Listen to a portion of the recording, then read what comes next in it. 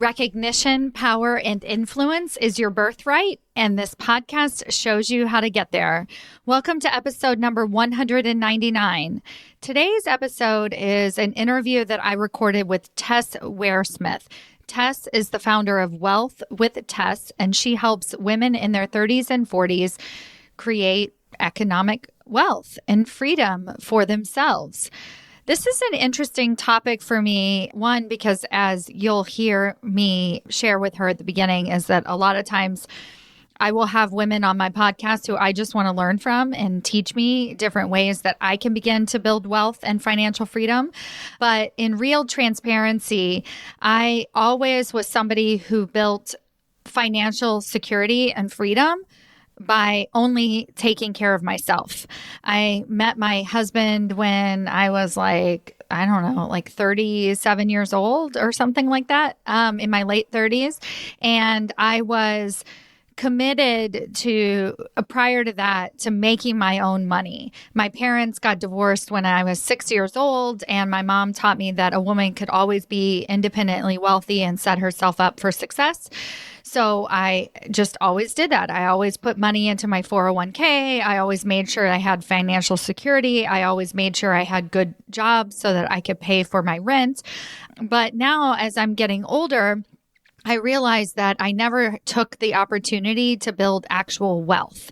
I never took the time to build something beyond my means, right? I'm really great at living paycheck to paycheck, but I'm not as great at living for the future. And that's something I've been trying to work on, think about, figure out tools and tricks. And so when I met Tess, I was like, oh, absolutely. I want to learn all of these things from you so that I can figure out how to now go from creating what I need to creating more than enough, creating a legacy. Because really, for all of us women, we not only have the ability to do that, but when we are able to do that, statistics show that we give back, right? That we put money into the economy. We aren't hoarders. And even if you are a hoarder, that's totally fine. I'm okay with that. But me, myself, I know I will spend my money to no end on other women. And that's just what I do. That's what I like to spend my money on, is women-owned businesses. So whatever that might be for you, listen to today's episode. Tess has so many gems that she shares in the episode about how she learned to build her own financial wealth and freedom. And she gives you really practical things that you can get started on this week. Let's get started. Welcome to Women Changing Leadership. I am your host, Stacy Mayer, and I teach you how to get promoted, get paid, and bring your whole self to the leadership table. I am on a mission to change organizations from the C-suite out, because women are the new face of leadership, and we are doing it on our terms.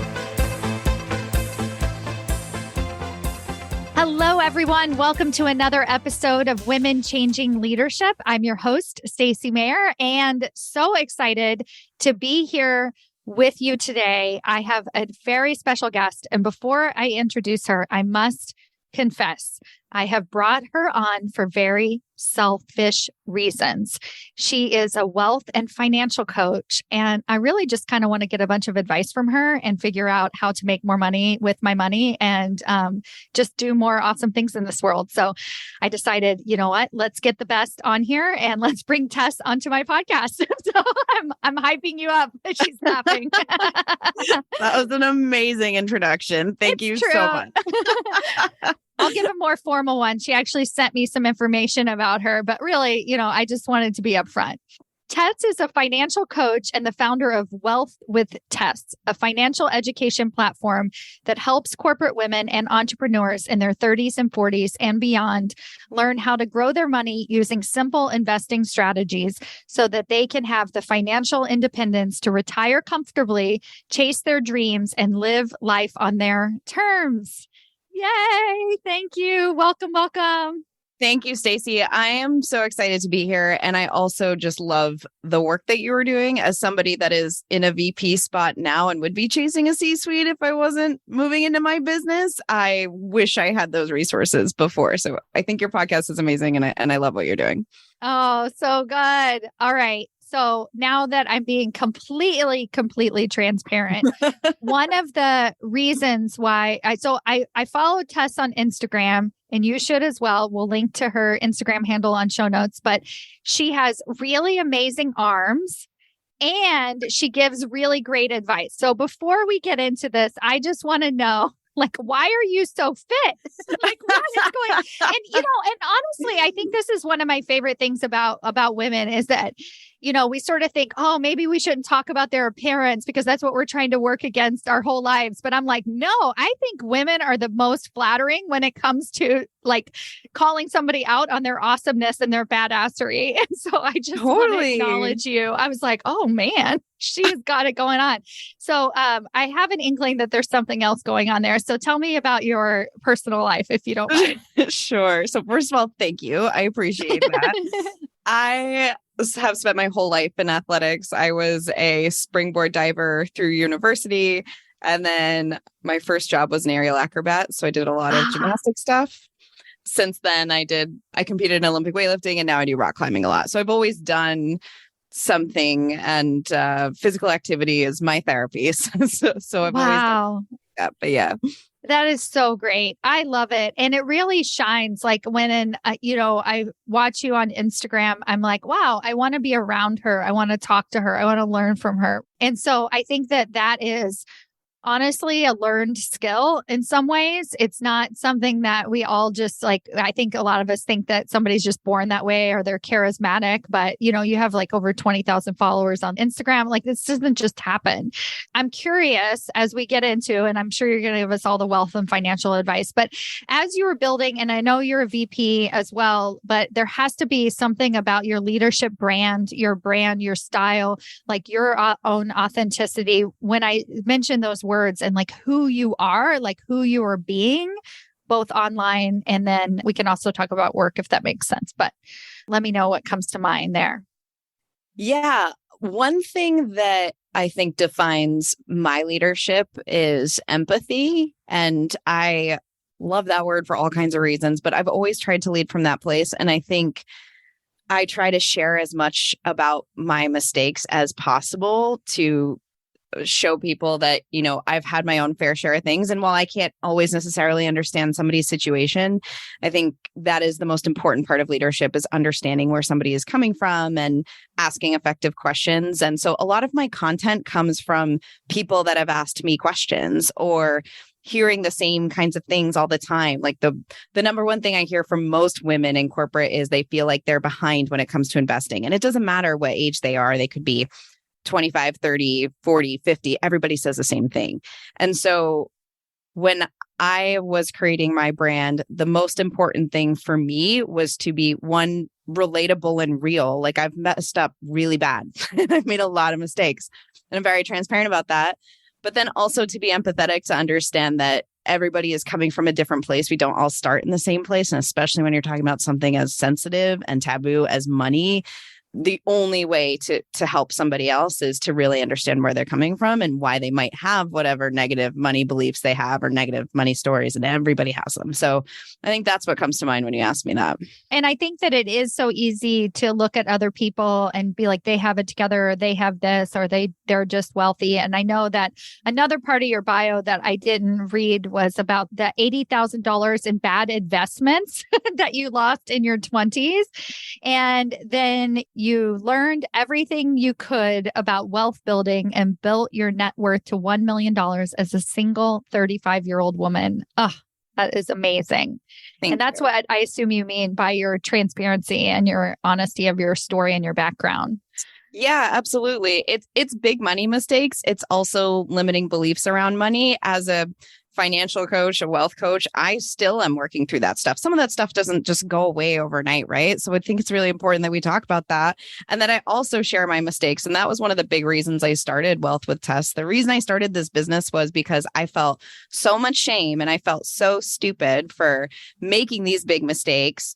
And then as I started to get out there and talk to more women, I realized most people feel really overwhelmed, really uncomfortable, really unfamiliar when it comes to money. And that if I can do anything to normalize conversations around it, I will. And so that's why I share a lot of those mistakes. But I'll say this, I'm also grateful that they happened because it forced me to learn all of these things. And now I'm in a much better financial situation than I ever would have been if I hadn't have made those mistakes. So, well, I would love to, have that $80,000 back.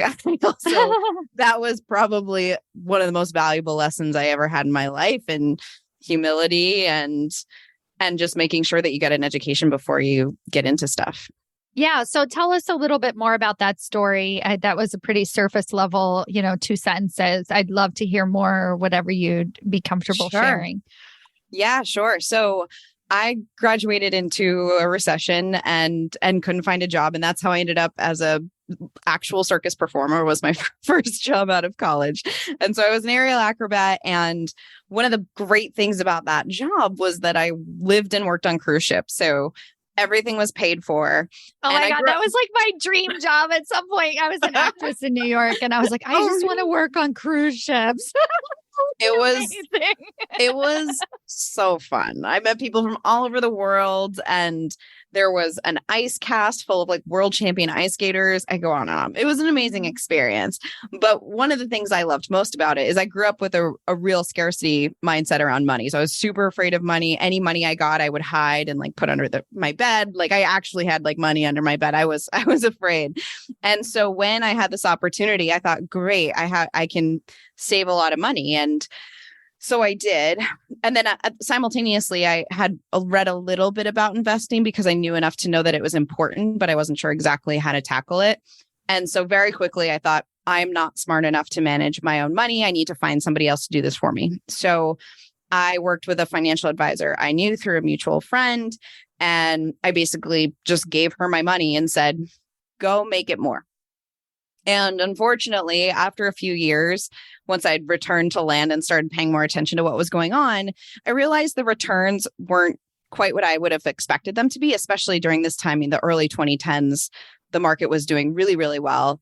And so I was a little bit confused about the returns. And then I started looking into that and found out that my portfolio wasn't invested in a way that was in my best interest. There were duplicate funds. There were funds that had extremely high fees that weren't valuable to me. And then on top of it, she had sold me an annuity, which is a complex retirement product. Basically, it's a way to create your own pension if you haven't heard of one. Annuities aren't necessarily a great fit for a lot of people. And I found out later that this annuity was better suited for somebody that was 55, 60 years old. I was 27 at the time, and I put about $20,000 into that. That money would have made me hundreds of thousands in retirement because of compound interest and because I was so young. So that decision that was made on my behalf wasn't in my best interest. And the financial advisor got a lot of commission on that, on the funds in my account, and some of the other products that I invested in. Once I did all the math to figure out how much I had been paying in fees, the amount of money I lost in this annuity, I had also done a real estate investment that didn't go very well. It was tens of thousands of dollars. And I just felt really stupid and really upset, but it also motivated me to read more and make sure that this didn't happen again. And I thought, if there's a way I can do this on my own, I want to learn. So I read every book. I took a bunch of online courses and talked to millionaire investors. And what I discovered is that really simple, effective investing gives you oftentimes better returns than you can get with a financial advisor. And it's really easy. And it doesn't feel easy or simple. It feels super complicated because there's so much financial jargon, and because of a lot of the messaging we've gotten that investing is this super complicated thing that only certain people or wealthy people can do. And the reality is much different. It's actually very straightforward once you learn the basics, but it feels like a foreign language. Oh my God. I just thought about the parallels to the corporate structure. That maybe financial world is set up that way to make us feel stupid and like we don't know what I'm like, hello.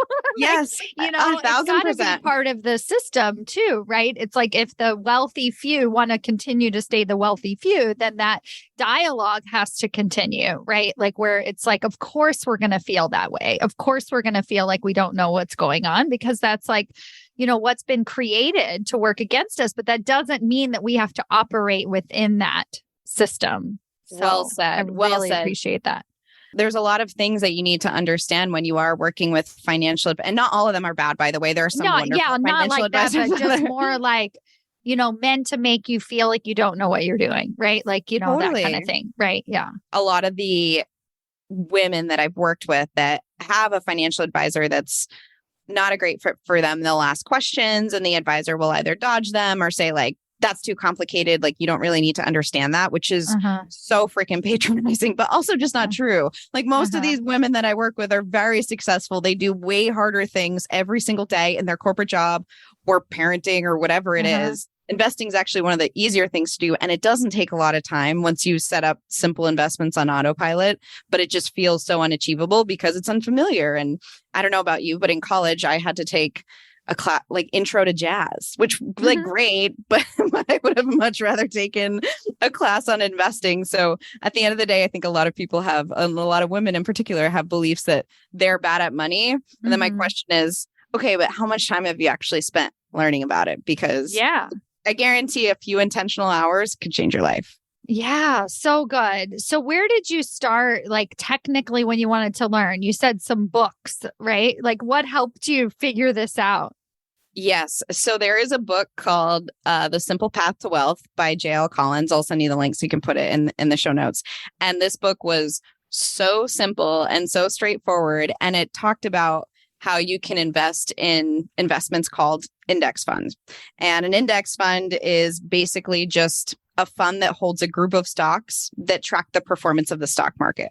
So rather than trying to invest in your own specific stocks or complex mutual funds, index funds are a really easy way to invest for most people. And a lot of times they get better returns than what active investors are trying to do, and they have lower fees. So once I learned about index funds and this financial product, I started asking people I trusted that were successful what they were investing in. And all of them said the same thing. Like, I thought for sure it can't be this easy. Like, you can't just like read this book, learn about index funds, and then go buy them. That's what I'm telling you. I'm like, just read my book, Promotions Made Easy. I'm telling you, it can be this easy, right? Yeah. But, it's so true. Like, there's such a difference, a gap between like the information being available to us and then us actually using it. But I really appreciate that perspective and also tip, I guess, to invest in index funds. Thank you. Number one. Yes, absolutely. Yeah. It's much more simple than you think. And a lot of these things can be automated, and investing sounds complicated when you think about, like, we think about the stock market and trading and stocks and bonds and having to like look at financial statements. None of that. This is like very simple, choosing a fund that holds a bunch of different investments, a bunch of different companies. So you don't have to choose investments actively. And for a lot of people, it's 1 to 3 of these funds, and then they just hold them and automatically invest in them. And it can really be that simple. Most of the people I work with, even people that are total newbie investors, they're like, I don't know. I don't actually really feel like I know what a stock is. Like, I know, but I don't know. Like, though, even people like that learn all the basics about investing, and then they go, that's it? Is that the whole thing? And I'm like, yes, it just sounds complicated because of the jargon and the acronyms and the way that we've been brought up. And even if you work with financial institutions, a lot of them make it unnecessarily complicated, and it doesn't have to be that way. I was thinking about what you said about communicating with people that you trusted and that you were finding out that they were all investing in index funds. And I think a large part of building wealth, and this has been my own personal journey as well for myself, is communication. And I did not grow up in a family that communicated about money. And, and then there would be that strange person that you knew who had money, but no one ever asked them how they got it. And what I find is that when this willingness to have conversations with people around money, they'll tell you how they got their money, right? Like, it's actually incredibly fascinating. They're very proud of it. They did a specific thing to get it, right? Like, the people are not as, for the most part, dodgy about their wealth, like, depending on who it is. And I'm curious from your perspective, what role communication played in your ability to have just very straightforward conversations, even with a friend or a colleague. When I talk about money, the first thing I always say is try to let people understand that this is for my own personal, when I was asking a lot of people about what they were doing, it was for my own personal understanding because I had made these mistakes. And I think giving folks context of where you're coming from and why you're asking is really all that it takes. Right. So you're not like being nosy, and you also don't want them to tell you what to do. Right. Like you're just curious. Yeah. Yeah. Like I'm genuinely curious, here's what, and this goes for if you're trying to elevate in your company or your career, or you're trying to get promoted within your company and you reach out to somebody to maybe have like an informational interview, whatever it is, if you explain why, most of the time people want to help you. And so I reached out to a few people. Some were recommended. I asked around. Some were recommended. One was a financial advisor. And I asked that, a financial advisor I trusted and a mutual friend trusted. And I asked them about this. And they said, oh, yeah, the average person can invest in index funds and do great. Like most people don't need a financial advisor. And that came from a financial advisor who's very comfortable in what they did. And so I love that. I trusted that person because they're saying to me directly, yeah, you can absolutely do it that way and you'll do great, which to me was all the validation I needed. So, and this financial advisor oversees some very wealthy clients. And so it didn't take me long to get the validation I needed. And then, the more research I did, the more that this very simple approach to investing is really one of the best ways to build wealth. And there are a lot of people that have become millionaires by investing in really simple ways that aren't complex. Cool. So let's say that you make a decent amount of money. You've got some in your 401k, you're successful. And even, I get this sense like, for a lot of the women that I work with, even this idea of retirement is like, well, it'll happen. Like you have enough money to retire eventually, right? There's not like this fear against it. So why, or not really why, but like, if that inkling, like you're listening to this and you're like, but I could make more, So what advice would you have for them in terms of how they could expand their wealth and make even more? And it's like not just about getting by, but what can you do to really set yourself up? Yeah, sure. So I would say for somebody that's already doing pretty well and is pretty successful, already investing in a 401k, there's a lot of reasons to learn the basics of investing. One of the biggest ones I would say is to give yourself more freedom and flexibility faster. When we talk about wealth building, retiring comfortably is obviously very, very important. And, we want money to spend on things that we like and people we care about. But what money provides and what we don't talk about enough is freedom, flexibility, the ability to leave a toxic job, the ability to leave a bad relationship. And so even if you're already doing well, there's probably some things that you can do and learn and implement relatively quickly that can help you grow your wealth even faster.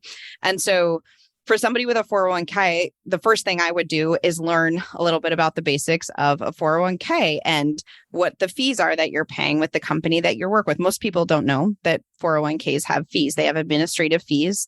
And that also every single fund that you're invested in your 401k also has a fees. And these fees feel innocuous. Usually they're like less than 1%. So it doesn't feel like a lot, but over time they can add up very, very significantly to tens, potentially hundreds of thousands of dollars. So even if you're already doing well, optimizing a few small things can make huge impacts in the amount of money that you're going to retire with and the speed in which you grow that money.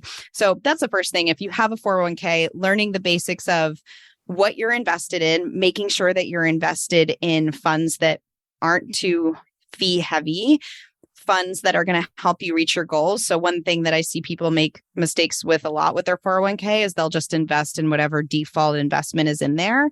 And that might be too conservative for you. You might not be investing in enough stocks to really grow your wealth, especially if you're in your 30s or 40s. The majority of your portfolio should be in stocks because you have plenty of time to ride out any volatility in the stock market. So even if you're doing well, there's still some small changes that you can make that can make huge, huge differences. The problem is that most people don't feel like it's super impactful because you don't see it today. Increasing your contribution by 1% doesn't seem like a lot. Reducing your fees by 0.5% doesn't seem like a lot. But just like your money compounds when you're investing, so do fees. So it's really important to learn the basics of how to manage your 401k. And this could take like an hour or two. This doesn't have to take that much time. And then once you learn the basics of your 401k and make sure that's optimized and set up in a way that's going to help you grow your wealth and that's age appropriate for you, then you can start to take advantage of other retirement accounts. And then the last thing I'll say is the other thing that I don't think a lot of people realize is 401ks, individual retirement accounts, all of these things help you save on taxes, which are our biggest expense. So again, you're working super hard for your money. Like right now, you're trading your time for money. So there is nothing more important in my mind than making sure that you're doing everything you can to make that money grow for you so you don't have to continue trading your time for money on an ongoing basis. And so 401k is a great place to start. And then you'll want to make sure you're taking advantage of any other types of retirement accounts. But for me and the women I speak to, it's the optionality that is why it can be so motivating to make sure you're taking care of your money, like leaving the job, whatever dream is in you. If you have a dream to do something else, right? If you have the money to do that in 5 years from now, you're like, I'm a badass CEO because I've been listening to Stacy's podcast and she taught me all the things I needed to. And now I'm here and I'm crushing it. But I actually want to do this thing, or I want to go work for a nonprofit or whatever. I want to spend more time with my kids. Like that's the kind of thing that you can completely speed up your path to if you're intentional with these small things. I love that. Back to this idea of communication, I'm also wondering if there's an element in your work to giving permission to women to openly communicate themselves about money. So I know that in some of your work, you have group cohorts that you work with. It's not just one-on-one financial advising. And I think actually now that I say that out loud, I bet most of the advisory happens one-to-one with people. It doesn't happen in these group settings where we're able to share information, technical information about what to do, but also just like, I want to make a lot of money. And even just saying that for a lot of women, it is a little awkward, right? It's like, oh, no, I want to maximize my income. I do want a promotion so that I can make more money, right? Like, I do want to learn about investing so that I can make more money. And being in a community of other individuals who are also doing that can be incredibly freeing. And I would think from a manifestation standpoint, it would probably increase your chances as well. Like you're all upping the game. So yes, 100%. And that's been one of my big goals with this business is the Money Confident program is my small group coaching program. And everyone in that program who's ever taken it is part of a Slack channel. And so in Slack, women are constantly sharing, oh, I opened this account, or I invested this much money, or I got this kind of promotion. And hearing some people haven't even thought about the fact that they could negotiate a salary while they're in their current positions, like small things like that. Like you think about negotiating when you start a job, but not necessarily while you're in a company still.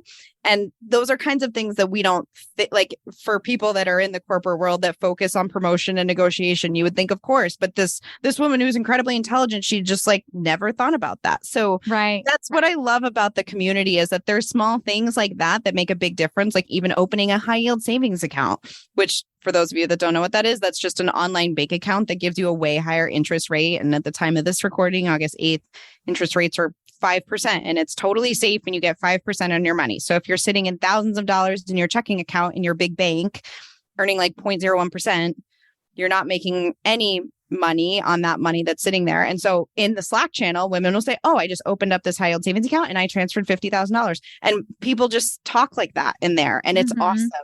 And it is funny. A lot of people, when I talk to them about the program or if they're debating whether to join, they're like, I really think I need one-on-one because my situation's like unique. And I'm not saying like you're not special, but like a lot of the challenges are similar to everybody else's challenges, but it doesn't feel like it because we're never talking about it. Yeah. So that's like what I love about the community. Every single person feels behind. Every single person wants to invest, but feels overwhelmed. Every single person has great, easy takeaways too, which is also very motivating. So I do think it's important to find a community of people that you can start to talk about this kind of stuff, because the smallest piece of information can pay itself back in dividends. And that's the thing I love about investing too, is like teaching this stuff doesn't take years or months. It's a couple of weeks and you learn some things that can really make a huge impact on your life. Yeah.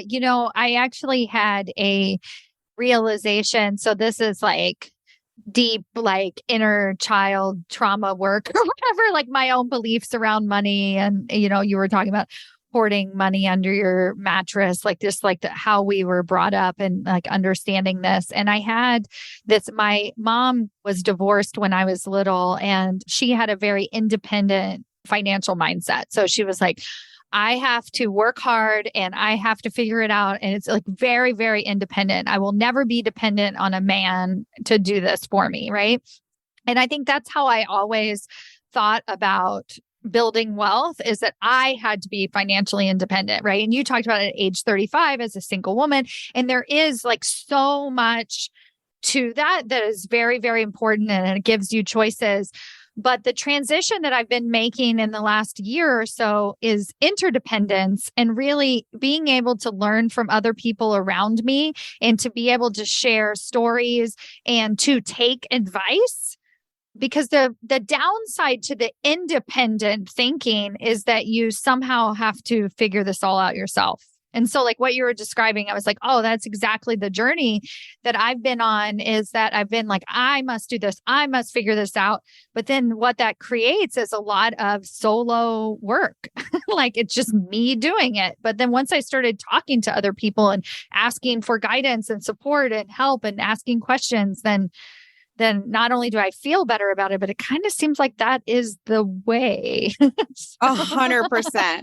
100%. Yeah. I mean, I lucked out in that I had some mentors around me that I could ask these questions to. I'm also kind of bold and just will ask anybody anything. Right. But I also love that about creating community, is that the whole point of what I'm teaching is so that you can be financially independent, so that you can have financial freedom. Right. But that doesn't necessarily mean that along the way, you're not building relationships that are going to help you get to wherever you want to go. Like, I love the way you said that. Like, you can be supported and create an amazing network of people and still be super independent. Like, those things aren't mutually exclusive. Exactly. Exactly. I love that. I was thinking about your journey and where you are now. And my inkling is there must be something else on the horizon in terms of your own and personal investing strategies. So, we talked a little bit about what you did in the beginning and sort of how you advise people now, but I'm curious where you're at right now, having more information and knowledge. What are you doing? What's the latest trend, Tess? So I will tell you that the majority of, I would say half of my net worth is in the stock market in very simple investments and very simple index funds that hold, the majority of the largest stocks in the US. And those just sit there and they're on autopilot, and I have money going into them every single month. So there is a good half of all my investments that could not be more simple. And the reason that I keep them in there is because the average performance of the stock market over the last 30 years, the average historical return is about 10%. And if you could say 8% if you want to subtract for inflation. And most active money managers that try to time the market end up underperforming the market. So, and when I say most, it's about 90% over the last decade. So when you start to look at the data, trying to time the market, trying to time specific stocks, all of that is very complex, very hard to do. Most day traders lose money. So the majority of my stuff, I'll say, is very simple index fund portfolios with 3 funds that I could teach you how to do in a matter of hours, like very straightforward. It might feel a little complex at first when you don't know the basics, but once you learn the basics, you'll go, oh, that's it. So that's where a lot of my money is.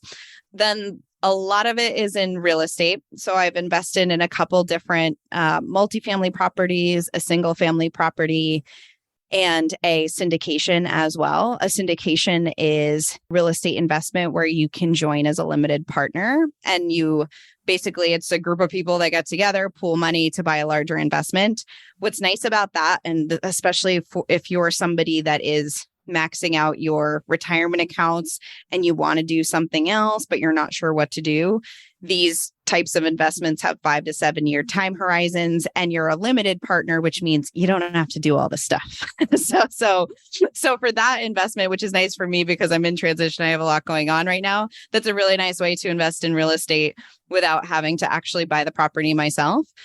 You do have to be an accredited investor for those kind of investments, which means you have a net worth of 1 million, excluding your primary residence, or you've made 200K over the last 2 years. But there are lots of other ways if you're not an accredited investor to invest in real estate too. There's platforms like Fundrise where you can log on and actually invest in property, and it's very simple, like user portal, and you can invest in property without ever having to see it. You can see different properties, very cool. So I do think that real estate is an incredible opportunity, and it doesn't necessarily have to be you buying the properties. That is the most lucrative way to make money if you buy the properties. But I will say that it's not passive. a lot of influencers online will say real estate's super easy and it's passive income. Like investing in the stock market and index funds, that stuff's easy. It's very passive. Doesn't take a lot of work. Buying your own real estate properties, it can be passive once you set it up, but it's not. And it's not necessarily complex. It's just math, but it takes time to learn, and it's not necessarily as smooth sailing as some people would like to lead you to believe. I was thinking it as you were talking about investing in sort of these random things too. I was like, the horse that won the Kentucky Derby this past year was like part of some sort of investment share. There were lots of owners that owned that horse. And I was like, yes. It's amazing. Like, I thought that was so cool. But, sometimes your return, unless the horse wins the Kentucky Derby, you might not see a lot come back from that. Yeah, I will say those two things are the top. And then I would also say when I think about investing, I also think about investing in yourself in terms of your own growth. So not to be overlooked is hiring a coach to help you get promoted to make more money and thinking about that as an investment, right? Like, a great coach might cost you thousands of dollars, but you also might increase your salary by $30,000 or whatever it is. So I think that's another piece. I would say that's investing in yourself. And a lot of people don't think about that when it comes to investing, but same if you're starting a business or you want to someday like leave your corporate job, maybe start your own thing. If that's something you want to do, you're going to have to invest in your business and set aside money for that. And that can be one of the best ways to grow your wealth is to create something. If you're, at VP level, C-suite level, you have a lot to offer. You have an incredible skill set that you might be able to amplify on the side or after your career. And so there are other ways to create income that aren't necessarily stocks or real estate. So as a woman in a leadership position, why do you personally feel motivated to have that voice at the table? I think the main reason when it comes to sharing thought leadership around finances is that I've seen the power of taking control of your finances and getting in the driver's seat of your financial situation and how much that can improve every single part of your life. We're talking about money, but if you have money and security to take care of yourself, to find professionals, if you needed to find a great therapist, to go to a fancy gym, like whatever it is, I think that is the piece that really gets me going, is that you have the opportunity to chase whatever dream whatever dream is in you, but then also design a life that feels good to you, that can help you grow and do whatever you want to do. And to be at the top of your leadership game, to sit in a C-suite position and do well, you better be taking care of yourself in these other places, right? So I think that's the thing that I love about taking control of your finances and having a plan, is that it is such a huge source of stress. Like most women in their 40s and 50s that are in positions of leadership have anxiety around money. Most people do. And so the value of taking control of that will impact every other area of your life. And then there's the macro problem for me, the gender wealth gap, which we talk about the gender pay gap. But if you play the tape down the road, what happens is we make less money, and then women are typically nervous. So we invest less money because we're less risk takers. And then we have less overall wealth. And when women have money, magic happens, right? Women donate more, women lift each other up, women start amazing businesses. And so I just want more women to be millionaires. Like I want more money in the hands of women as much as possible. Yes. Yeah. We should all be millionaires. And I mean that, not so you can buy a Lamborghini, but if you do, like, cool, more power to you, but so that you can make an impact, because so many women have incredible stories, incredible things to share. And if you have a little bit of financial security to support you, I just feel like there's no limit to what you can do. So amazing. That's what gets me going. Yeah, me too. That's amazing. So any final words of advice, anything that we missed here that you want to offer my audience? Yeah, I would say the most important thing when it comes to growing your wealth is getting an education. And I would say working on your money mindset, which is taking time to identify, what your limiting beliefs around money are, whether it's you're greedy for wanting money, that's total BS. Whether it's you're bad at money, you're probably not. You probably just haven't spent the time to learn. So I would say that's the first thing. But starting as soon as possible. Like if you're listening to this and you don't know what you're investing in your 401k, don't know what your fees are, you're not sure exactly what other types of investments there are out there for you, you don't know what your financial advisor is doing, understanding all these things now is going to result in thousands of more dollars later in your life. So every single woman that I work with wishes they started sooner. Every single one. Like there's not one that's like, oh, I'm doing this too early. Every single person that I work with just wishes they started early. So if any of this resonates with you, make sure you take some action, get an education. And it doesn't have to be crazy. You can start with your 401k. And actually in a free guide I have a list of things to check in your 401k. So that'll be in the show notes. We'll link to it. Yeah, perfect. Totally. That's great. So that's what I would say. And in that investor starter pack I have, it's called the Savvy Investor Starter Pack. And in there is a video of a bunch of mistakes that I've made, how to avoid them. There's financial metrics, order of investing operations, some money affirmations, how to fix your money mindset, a lot of great stuff in that guide, and including the 401k checklist. That'll be in the show notes. But that's a good example of somewhere simple to start, and then pick one thing and do it. It's manifesting plus action, right? Not just, we can't like wish for money without taking action. So definitely do it as soon as possible and don't wait, because even if you wait a year, it impacts your returns significantly. So don't wait. This is your sign. Yes, I'm going to go download the starter kit. I told you I was taking notes in today's episode, so I'm really excited. I've got my homework. Perfect. Let everybody know how they can follow you, connect with you, other ways. Awesome. Yeah. So the first thing I would do is when you download the Savvy Investor Starter Pack, in the show notes, in there's a link to my free investing workshop, which I host roughly every other month. So that's one of the best places to learn. And I host live Q&A, so you can join that. And then follow me on Instagram at Wealth with Tess. And don't be a stranger. If you send me a DM, I will answer. Really me, not a bot. It might just take me a minute. So follow on at Wealth with Tess. And I would love to hear from you. I love it. Oh, amazing. And she will inspire your exercise routine. I guarantee you. I'm inspired. I thank you so much. This is going to help so many people. If you're listening to today's episode and you do make any of these changes, also let us know, like tag us on Instagram or wherever, LinkedIn, and let us know that it's working for you so that we can get this information to more and more women. This work matters, and bringing wealth to more women matters. So thank you. Thanks, Tess. I appreciate you. Thank you so much, Stacy. I appreciate you. The work you're doing is so important, and I'm so glad you're doing it. Thank you.